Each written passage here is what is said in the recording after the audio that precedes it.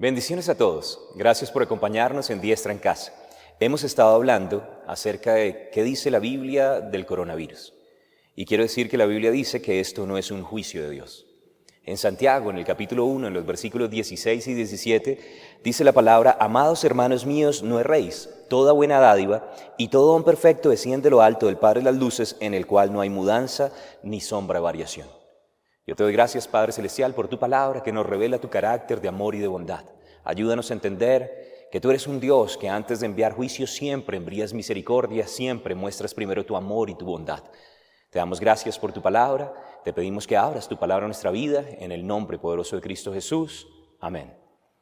Durante este tiempo, por causa de lo que ha estado sucediendo, he escuchado no solamente a la gente del mundo, sino incluso a cristianos, culpar a Dios por toda la situación que vemos alrededor.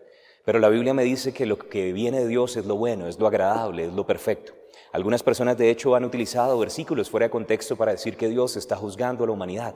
Pero cuando yo observo la palabra, de hecho la palabra me dice que Dios todavía no ha comenzado a juzgar. Nosotros como cristianos creemos que nuestro Dios es un Dios amoroso, es un Dios bondadoso, pero creemos también que es un Dios santo, que es un Dios justo, y de ninguna manera queremos decir que Dios no juzga. La Biblia me dice que Él no puede tener por inocente al culpable y que es un Dios que es lento para la ira, grande en misericordia, pero que sin embargo Él sí va a juzgar. Me gusta como lo dice uno de los grandes teólogos del pasado, J.I. Packer, que él decía que un Dios que no juzga el pecado sería un Dios insensible, sería un Dios que realmente no le importa la destrucción que el pecado ocasiona y que podríamos decir que no es un Dios amoroso porque no se compadece de sus criaturas. Entonces un Dios que no juzga el pecado sería un Dios imperfecto y sería un Dios diferente a lo que la Biblia dice. Entonces por un lado nosotros sí creemos que Dios va a juzgar, pero cuando vemos la palabra, aunque Dios es el juez justo sobre toda la tierra y vemos que Abraham clamó que nunca tal acontezca que el juez justo sobre toda la tierra haga morir al pecador con el justo al mismo tiempo, nosotros creemos que Él es un juez justo, pero eso no quiere decir que ya el juicio ha comenzado. En la Biblia cuando habla acerca de juicio, habla acerca del juicio para la eternidad. Y de hecho la palabra me dice en Juan, en el capítulo 5, varias cosas acerca del juicio. Aunque el Padre es un juez, en Juan, en el capítulo 5, en el verso 22 dice: porque el Padre a nadie juzga, sino que todo el juicio dio al Hijo.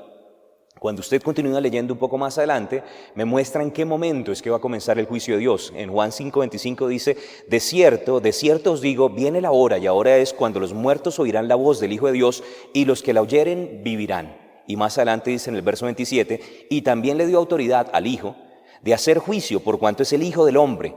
No os maravilléis de esto, porque vendrá hora cuando todos los que están en los sepulcros oirán su voz, y los que hicieron lo bueno saldrán a resurrección de vida, mas los que hicieron lo malo a resurrección de condenación.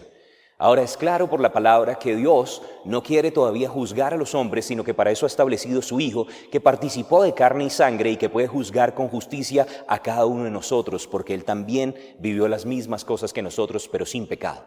Y la palabra me dice que el juicio sucederá cuando venga la resurrección, cuando los muertos oirán la voz del Señor. Estamos hablando del juicio eterno. Entonces en este momento, según lo que yo veo en la Biblia, Dios todavía no ha comenzado a juzgar porque Él no quiere que ninguno perezca, Él no quiere la muerte del que muere. En el Salmo 103, en el versículo 8, me dice que Dios es misericordioso y clemente, lento para la ira y grande en misericordia. ¿Qué quiere decir eso? Que es lento para la ira, que Él ha tomado aire y que en este momento simplemente está guardando en paciencia para que las personas puedan llegar a arrepentirse. Todavía estamos en la edad de la gracia. La Biblia me dice que podemos acercarnos confiadamente delante del trono de la gracia, pero un día está establecido para los hombres que mueran una vez y después de esto sí vendrá el juicio. Eso lo dice también en Eclesiastés, en el capítulo 12, en los versículos 13 y 14.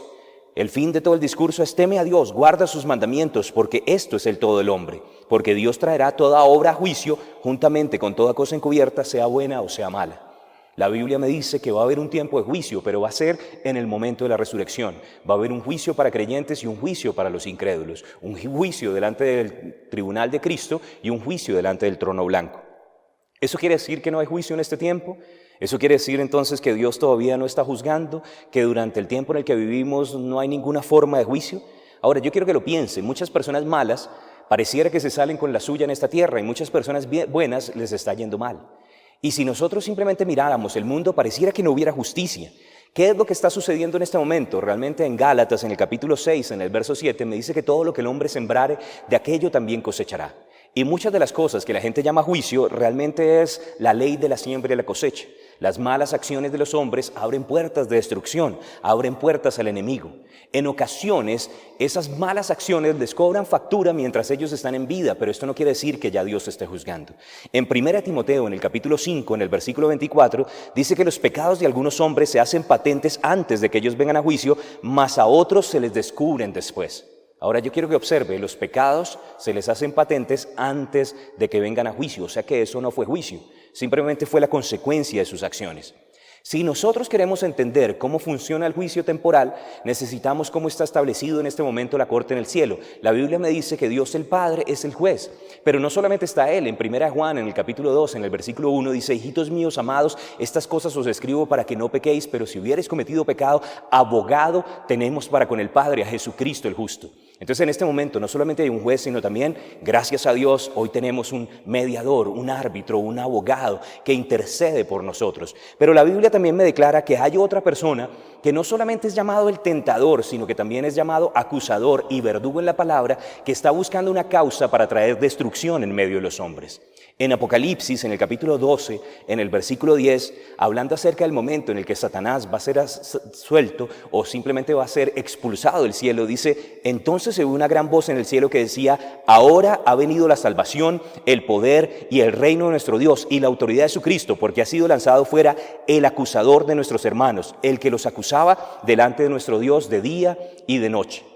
La palabra me muestra que el enemigo no solamente quiere tentar, sino después de que la gente ha caído en la tentación, quiere acusar para tener una causa legal, para que la gente a través de la condenación sea separada de Dios. Separado de Dios nada podemos hacer, y es ahí donde somos vulnerables y Él entra a destruir. Pero gloria a Dios que nosotros tenemos un abogado. Entonces básicamente lo que estoy diciendo es que el diablo se aprovecha del sistema legal que está establecido en este momento, porque como la paga del pecado es la muerte, entonces él tiene derecho legal de traer destrucción. Y eso es lo que está sucediendo. Hay un montón de personas que no están buscando a Dios y que han abierto puertas de destrucción, y por causa de esto el enemigo está trabajando en sus vidas. Pero la Biblia me dice en el versículo siguiente, Apocalipsis 12:11, hablando acerca de nosotros los creyentes, dice: y ellos le han vencido por medio de la sangre del Cordero y de la palabra el testimonio de ellos, y menospreciaron sus vidas hasta la muerte. Ahora, el poder de la muerte es el pecado, pero Jesús resolvió el problema del pecado, y nosotros tenemos la sangre y podemos vencer por la sangre del Cordero y por la palabra de nuestro testimonio, y podemos decir: Satanás, podrás destruir en el mundo, pero yo soy limpio por causa de la sangre de Jesús, y yo no permito ninguna destrucción, y yo declaro vida en medio de mi familia. Ahora, ¿qué estamos diciendo con todo esto? Que todavía no ha comenzado el juicio. En el antiguo pacto, Dios se veía como un Dios castigador porque estaban viviendo una dispensación diferente, porque todavía no había sido dado el abogado, aunque ellos ya clamaban. Job decía: ¿cómo hago yo para contender con Dios? ¿Quién fuera un árbitro entre Dios y yo? Y clamaba por Jesús, y gracias a esto Jesús también fue revelado. Las obras del diablo tampoco eran conocidas. Ellos le atribuían todas las cosas a Dios y creían que de Dios venía lo malo. Pero por encima de todas las cosas, Jesús no le había devuelto la autoridad al hombre, la autoridad que Dios desde el comienzo, cuando lo creó, deseaba que el hombre tuviera.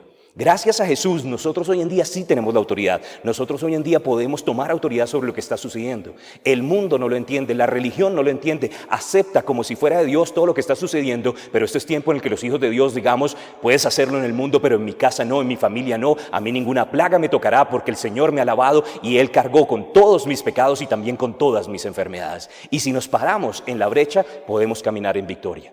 Ahora, la palabra me dice que un día vendrá el juicio eterno.